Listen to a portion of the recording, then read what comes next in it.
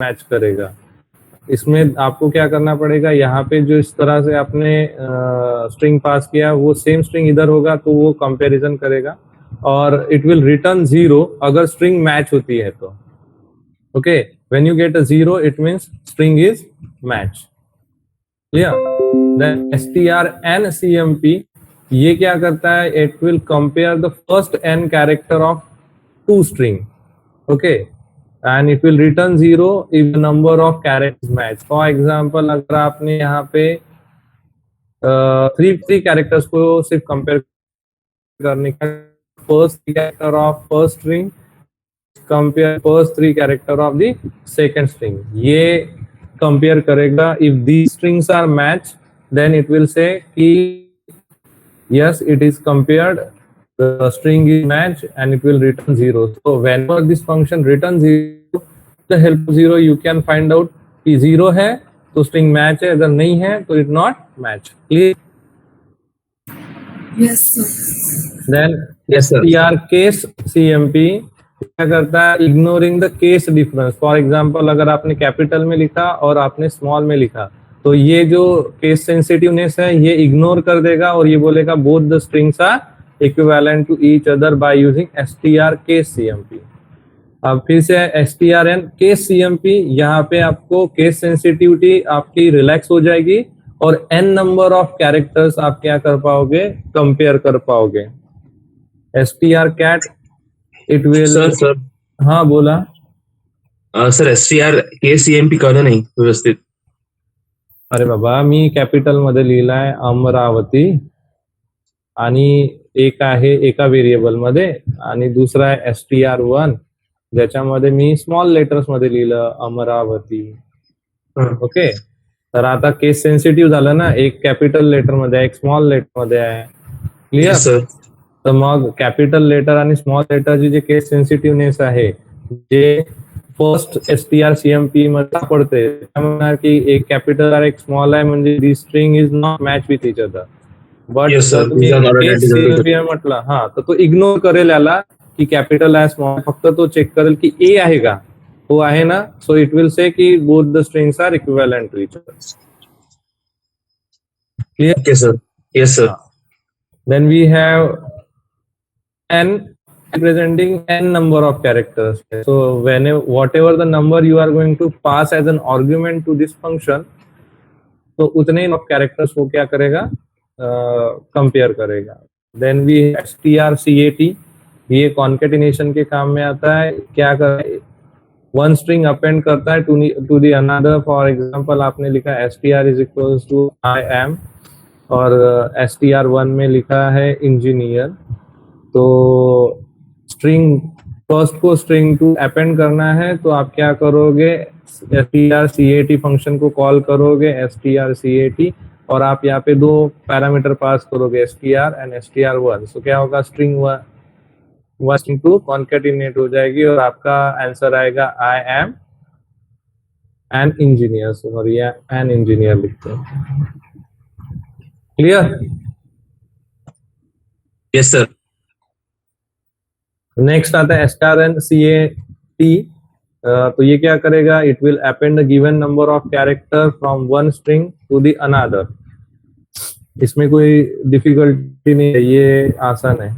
तो यहाँ पे भी आप नंबर ऑफ कैरेक्टर के बाद में अगर एग्जांपल यहाँ पे 3 कैरेक्टर्स आई एम डॉक्टर ऐसा लिखा है, सो आपको ये डॉक्टर हटाना है। So what you are going to do str1 और यहाँ पे एक नंबर पास करना पड़ेगा 1 2 3 आफ्टर 3 कैरेक्टर्स। तो ये क्या करेगा, आई एम कंसिडर करेगा, डॉक्टर को इग्नोर करेगा, उसके बाद में एन इंजीनियर अपेंड कर देगा।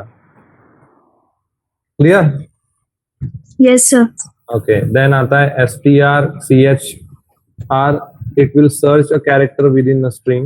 Okay, if you have a string like this, I am an Indian, और आपको इसके अंदर Indian I capital I A इस तरह से कोई कैरेक्टर सर्च आउट करना है, then you can search it by using strchr। Then strrchr searches for a character within a string but in reverse। okay, but in a reverse order. The function returns the character position from the end of the string. अब यहाँ पे क्या होगा, अगर आपने बोला है कि a का पोजीशन फाइंड आउट करो तो यहाँ से सर्च करेगा, इसका पोजीशन होगा whatever, ये है थर्ड पोजीशन पे, तो यहाँ पे 3 रिटर्न हो जाएगा और पता चलेगा कि a will found on a third position. strchr में क्या होगा, रिवर्स डायरेक्शन से स्टार्ट होगा और a यहाँ पे फाइंड आउट हो गया तो ये बताएगा कि लास्ट से सेकंड पोजीशन पे भी a प्रेजेंट है यहाँ पे. ओके, तो ये रिवर्स ऑर्डर में सर्च करता है, ये फॉरवर्ड ऑर्डर में सर्च करता है. ठीक है. String str means string inside the string. Okay, कोई दूसरा स्ट्रिंग आपको स्ट्रिंग के अंदर फाइंड आउट करना है तो आप डेफिनेटली यहाँ पे कर सकते हो. फॉर एग्जाम्पल आपने लिखा इंडियन और आपको एन ये स्ट्रिंग फाइंड आउट करना है इस पर्टिकुलर स्ट्रिंग के अंदर, तो आप str नाम का फंक्शन यूज करो and you just search it out which position this an string is present. तो ये बताएगा 1 2 3 4 on 5th position of this particular string and string is present. Clear? Then str and str काय झालं, एक minute. Okay, str and str searches for one string within the first n character. For example, if you have a string like this, I am an Indian. Okay, और आपको क्या करना है कि first 10 character में आपको एन नाम का जो भी आपका स्ट्रिंग है वो सर्च आउट करना है. तो आपको क्या करना पड़ेगा, str नाम का फंक्शन कॉल करना पड़ेगा, स्ट्रिंग 1 पास करना पड़ेगा, देन जो भी सर्च करना है एन या फिर एन जो भी फंक्शन वेरिएबल में आप स्टोर करोगे वेरिएबल का नाम एंड द नंबर, तो उतने फर्स्ट कैरेक्टर में ही आपका स्ट्रिंग सर्च आउट करेगा. strcpy is for the copy of one string to the another. Let's say str1 ऐसा लिख लिया आपने और आपने लिखा strcpy. तो str1 में जो भी डेटा होगा, फॉर एग्जांपल आपने यहाँ पे कंसिडर किया था एन इंजीनियर और str में लिखा था आई एम, तो आई एम को ओवरराइट कर देगा बाय यूजिंग एन इंजीनियर. कौन, strcpy function. Okay, if you want to copy a specific number of character from one string to another, then you have to use strncpy. strlen is used to find out the length of the string. और इसके अलावा एक और है strrev. ये strrev क्या करेगा, ये reverse of the string return करेगा. फॉर एग्जाम्पल अगर आपने लिखा है str is equals to Sipna, तो whenever you pass this particular string to the strrev, तो ये रिवर्स में प्रिंट करेगा. तो यहाँ पे आएगा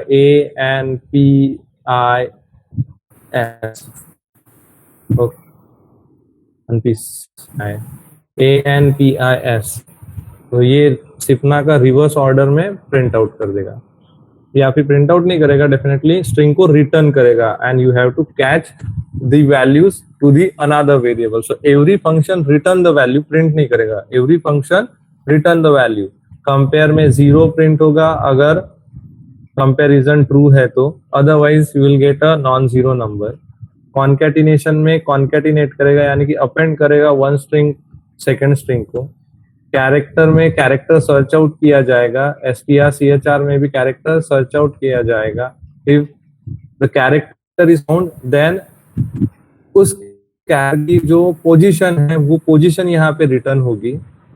str में स्ट्रिंग फाइंड आउट होगा, वहां पे भी आपको पोजीशन रिटर्न होगी कि वो पर्टिकुलर स्ट्रिंग उस स्ट्रिंग के अंदर कौन से पोजीशन पे है. ओके, एंड कॉपी के अंदर एक स्ट्रिंग का डेटा आप दूसरे स्ट्रिंग में कॉपी कर सकते हो, या फिर एक वेरिएबल का डेटा स्ट्रिंग वेरिएबल का डेटा दूसरे स्ट्रिंग वेरिएबल में कॉपी कर सकते हो. एलियन लेंथ फाइंड आउट करेगा. फॉर एग्जांपल आपको str सिपना लिखा है और इसका लेंथ फाइंड आउट करना है, so you just have to write strlen str. तो क्या हो जाएगा, इस स्ट्रिंग के अंदर सॉरी इस वेरिएबल के अंदर जो भी स्ट्रिंग है उसका लेंथ फाइंड आउट होगा 1 2 3 4 5 1 2 3 4 5. So length is 5, so 5 will return by the strlen. Is it clear? Yes, sir. Yes, sir. Any difficulty or any question regarding this? I don't think so कि किसी को नहीं समझा होगा ऐसा, मतलब I hope very easy and understandable. Sir हाँ बेटा बोला. स्ट्रिंग कैर जो है STRCR उसके हाँ अंदर बेटा. केस सेंसिटिव भी था।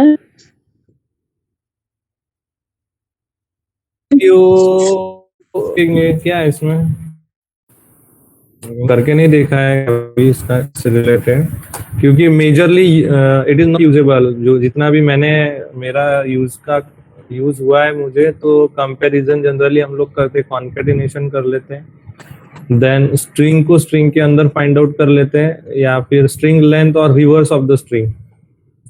बेसिकली यही मेन ऑपरेशन है, करके देख लेते हैं, कोई इशू नहीं है.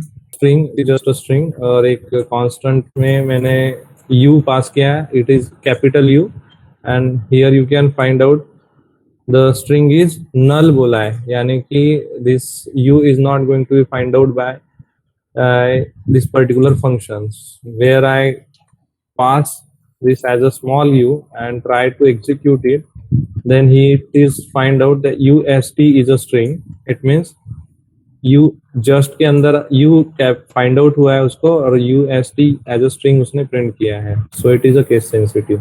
यूनियन में डेटा टाइप की जरूरत नहीं पड़ती. नहीं ऐसा नहीं है. Data type you have to specified in union as well and in structure. Sir union में मल्टीपल वेरिएबल इनिशियलाइज कर सकते हैं सर, और स्ट्रक्चर में भी कर सकते हैं बेटा, स्ट्रक्चर में भी कर सकते हैं. Any other? I know you have this answer with you.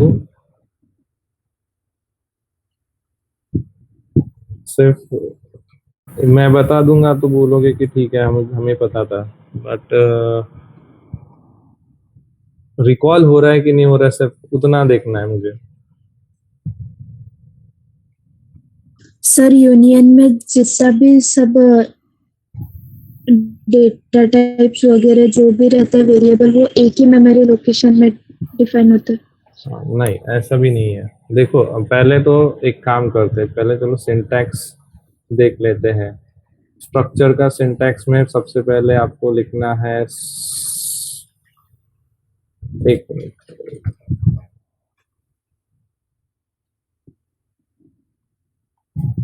पहले आप लोगों को लिखना है struct, then you have to specify the structure name.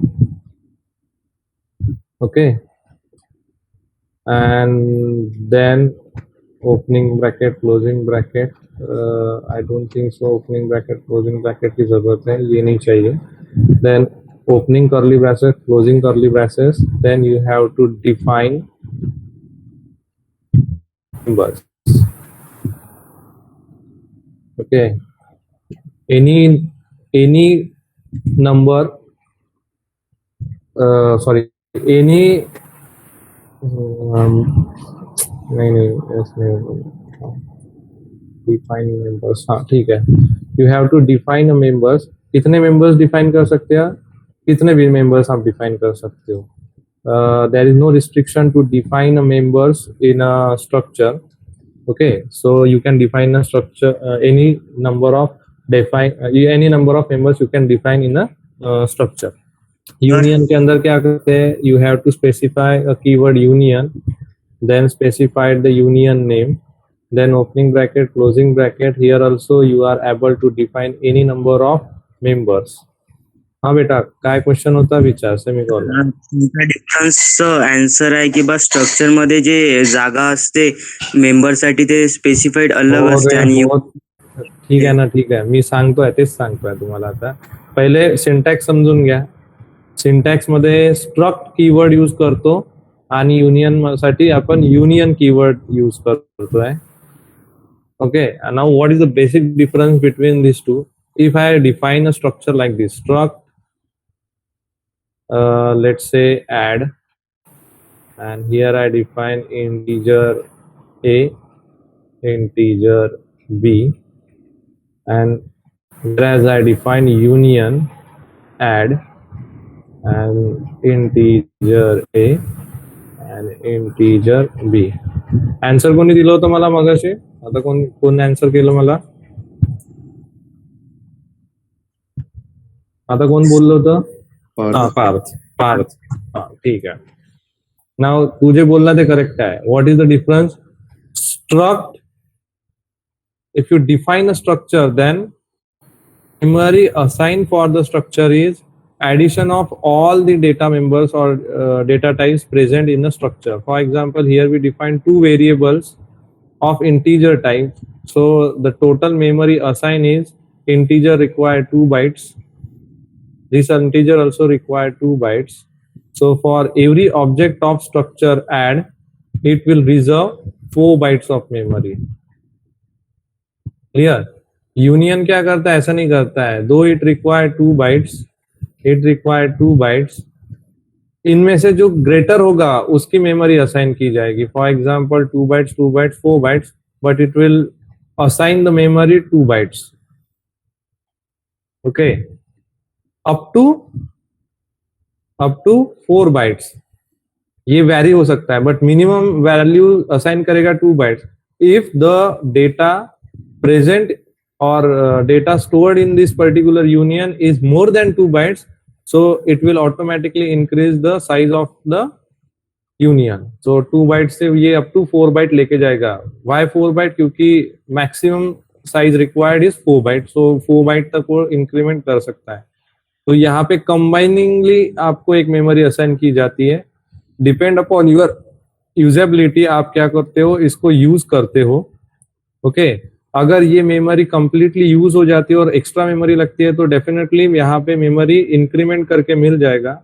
Where structure में कंबाइन करके जितना भी मेमोरी उसको लगेगा वो पहले ही असाइन हो जाता है.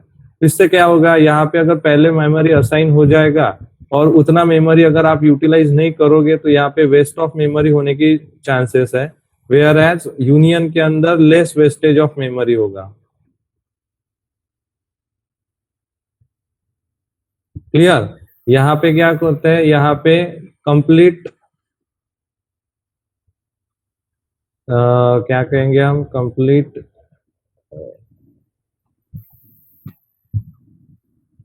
कंप्लीट मेमोरी, या फिर आप कर सकते हो कि टोटल मेमोरीज असाइन. यहाँ पे मैक्स मेमोरी होल्डिंग वाला जो भी वेरिएबल होगा, मैक्स मेमोरी वेरिएबल, उसकी साइज असाइन की जाती है. Okay, this is the basic difference between structure and union. Is it clear? Yes, sir. Any question? Structure और यूनियन का डिफरेंस समझा? Structure is defined by using a keyword structure. Union is defined by using a keyword union. Then you have to specify the name of the structure. Here also you specify the name of the union. Then after that you can assign any number of members in the union as well as in the structure. जितने members आप assign करोगे उन members की total size combine करोगे तो उतनी memory आप क्या करोगे, structure को assign करोगे. union में जितने भी number of members आपके पास में है उसमें जो मेंबर मैक्सिमम साइज को होल्ड करता है, फॉर एग्जांपल एक इंटीजर है, एक कैरेक्टर है, एक फ्लोट है, तो float having a maximum size of 4 byte, तो सबसे पहले 4 बाइट ही मेमोरी इसकी असाइन की जाएगी. Then if it is utilize completely and more memory is required, then according to the data type memory will increment. Okay, but जितनी total number of memory character के लिए असाइन होती है उतने ही मैक्सिमम मेमोरी यूनियन के लिए भी assign होगी, उससे ज्यादा पॉसिबल नहीं है. Is it clear? Look at this. I am going to first of all specify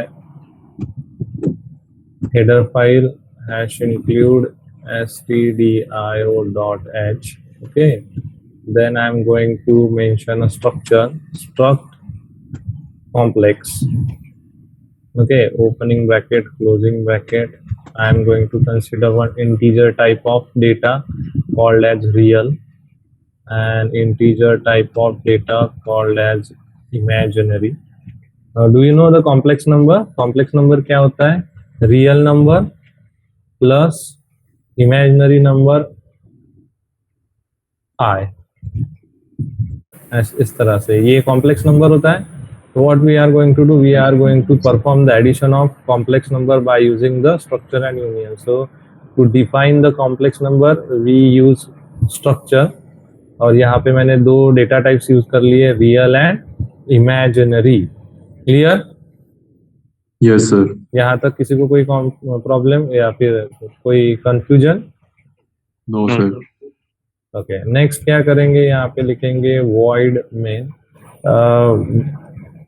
most of the time लोग फंक्शन लिखते हैं to perform the addition of complex number. If you want to write a function you can write a function, but मुझे नहीं लगता है कि यहाँ पे कोई फंक्शन लिखने की जरूरत है. विदाउट यूजिंग अ फंक्शन भी हम लोग डायरेक्टली इस प्रोग्राम को लिख सकते हैं. ठीक है. So here in a void main I am going to specify an object for the structure. So for that I need to write struct complex C and B. So these are the two variables which I specify over here. Okay, C and D. अब क्या करेंगे, scanf से value को read करेंगे, कहेंगे कि enter the real value. Okay, और शिट पहले printf रहेगा. First of all we have to print the message, then scanf से वैल्यू को रीड करेंगे. Am I right? %d Yes, sir. c dot real. Okay, और अगर आपको दो वैल्यूज रीड करने हैं तो क्या करेंगे हम लोग, 2 times we have to specify the %d. Okay, so instead of taking one value we will read 2 real values from the program. So here I am going to specify %d c dot this variable real and d dot be real. तो ये हो गया हमारा %. Okay, then next फिर से printf करेंगे, बोलेंगे enter imaginary value. Am I right? फिर हम scanf करेंगे %d और फिर लिखेंगे %c डॉट इमेजिनरी के लिए ये है img और %d डॉट img. सो क्या होगा, यहाँ पे जाके इमेजिनरी वैल्यू स्टोर्ड हो जाएगी. Now what we have to do, we have to specify one more structure type b as a variable. So here I am say d dot real is equals to c dot real plus, अरे d हो चुका है, बताते तो जाओ.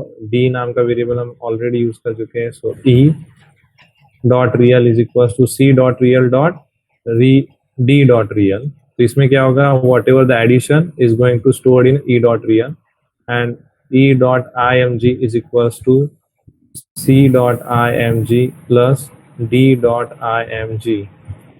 Now next, after that we are going to print the value. Okay, so I say printf, okay, addition of complex number is %d plus %d i, और यहाँ पे मैं इस %d के लिए एक वैल्यू स्पेसिफाई करूंगा, that is e dot real, क्योंकि रियल वैल्यू आएगी. एंड इस %d के लिए इमेजिनरी वैल्यू कौन सी है, e dot img. So e dot img and end of the program. So if I am going to input like this, 2 plus 3i, 4 plus 3i. So what is C real contain? 2. So whenever you say enter a value, the output आएगा enter the real value. So these are the two real value which we have to input. So मैंने input किया true 4. फिर input output आएगा enter the imaginary value. Okay, यहाँ पे आएगा 3 3. So I am going to input 3 3 as an imaginary value. Then यहाँ पे operation perform होगा e dot real is equals to c dot real plus d dot real. C dot real is 2, d dot real is 4. 2 plus 4 is 6. Am I right? So e dot real contains 6. Then e dot imaginary is equals to c dot imaginary plus d dot imaginary is 3 plus 3 is 6. Means I dot equal to 6. Whenever you print this message, the output is addition of complex number is 6 plus 6i. यही output आएगा according to the message printed in a printf statement. 6 plus 6i. So first % d will print the I dot real value, that is 6. Second % d will print the value I dot img, that is 6. समझा?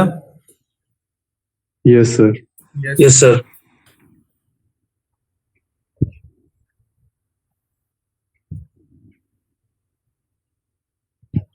मैंने imaginary value सही लिखा है कि गलत लिखा है?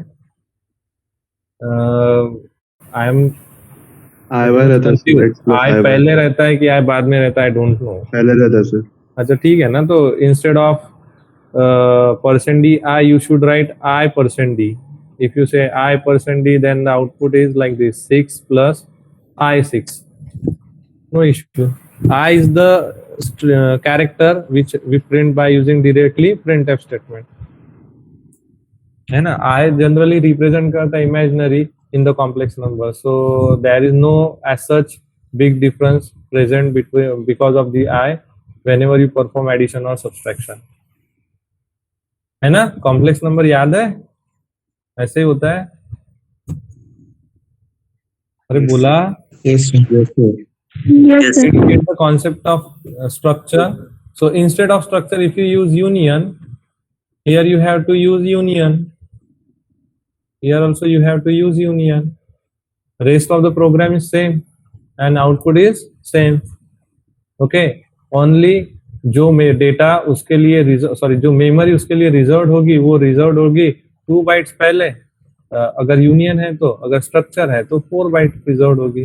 And depend upon the usability ये साइज इसकी इंक्रीमेंट भी होगी या फिर डिक्रीमेंट भी होगी. सो यहाँ पे अगर कम साइज ऑफ डेटा आप स्टोर कर रहे हो तो डेफिनेटली इट विल क्या कहते हैं हम लोग उसे, वेस्टेज ऑफ मेमोरी को बचा सकते हैं in a union. Whereas in structure अगर आप लेस डेटा स्टोर कर रहे हो इन अ मैक्सिमम मेमोरी तो वहां पे वेस्टेज जाने के चांसेस है. That's all. बाकी तो सेम है.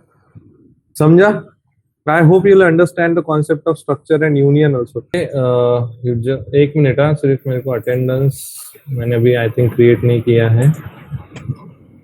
This will be the end of our training session. If you have any query regarding this, you can free to ask me at any time. और इनाम भी ऐसा ही है ना? इनम मैंने बताया था आपको, वो इंटीग्रल रेफरेंस वैल्यू स्टोर करता है.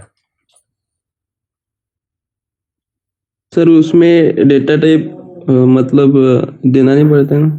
नहीं, enum itself is a data type ना. Yes sir. हाँ,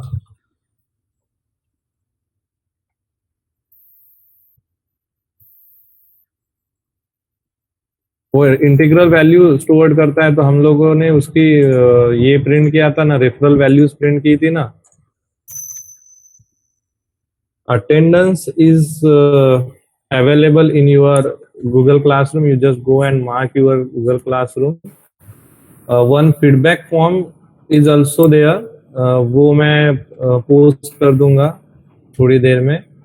You just go and give the feedback related with the training. I hope I will cover all the topic related with the C training.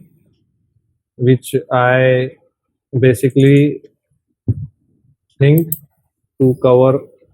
और अगर कुछ रहता है तो आप मुझे बोलो कि सर ये बाकी है. जितना भी इम्पोर्टेंट पार्ट था वो ऑलमोस्ट मैंने कवर कर लिया है आप लोगों का. ऐसा रेयरली कुछ होगा जो रिमेनिंग होगा. ओके सर हो गया क्या फिर अब? हाँ, आज हो गया है रनिंग सेशंस. ओके इसलिए उसको कंसीडर नहीं किया है, बट ऐसा लगता है तो मैं आपको बाद में उससे रिलेटेड जो भी चीजें होगी वो कवर कर लूंगा. देखो मैंने basics of C language consider किया है, प्रेजेंटेशन में दिख रहा होगा. ऑपरेटर्स भी हम लोगों ने कवर कर लिए थे, कंट्रोल स्टेटमेंट्स, लूपिंग, एरे और फंक्शंस को एरे और पॉइंटर्स को कंबाइनली कंसीडर किया था. और उसमें 2 डायमेंशनल 3 डायमेंशनल कुछ चीजें आपको पता है, इसीलिए वो कंसीडर नहीं किया है, वो रहने दिया. बाद में आपके call by value, call by reference भी आपका कवर हो चुका है during the program. I think recursion का भी कॉन्सेप्ट बताया था, बट आई थिंक प्रोग्राम नहीं लिए थे उससे रिलेटेड. That's only. फिर स्टोरेज क्लास भी हो गया था हम लोगों का, पॉइंटर्स भी हो गया था. पॉइंटर्स के अंदर भी मैंने डिफरेंट टाइप्स ऑफ पॉइंटर्स आपको बताए थे कि कौन से पॉइंटर्स हम लोग नए पढ़े थे. देन स्ट्रक्चर और यूनियन अभी आज हम लोगों का हो गया. और स्ट्रिंग फंक्शन इसके अंदर मेंशन नहीं, वो भी स्ट्रिंग फंक्शन मैंने कवर अप करने की कोशिश की है.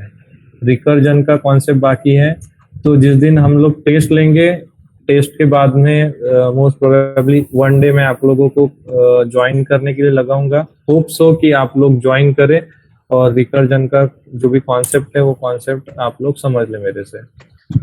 Clear? Yes sir. Yes sir. तो ऑलमोस्ट मेरे साइड से मुझे लग रहा है कि हो गया है. लेकिन अगर आपको कहीं पे भी नहीं समझ में आया, ये प्रॉब्लम है, या फिर एक सेशन और कंडक्ट कर लेते हैं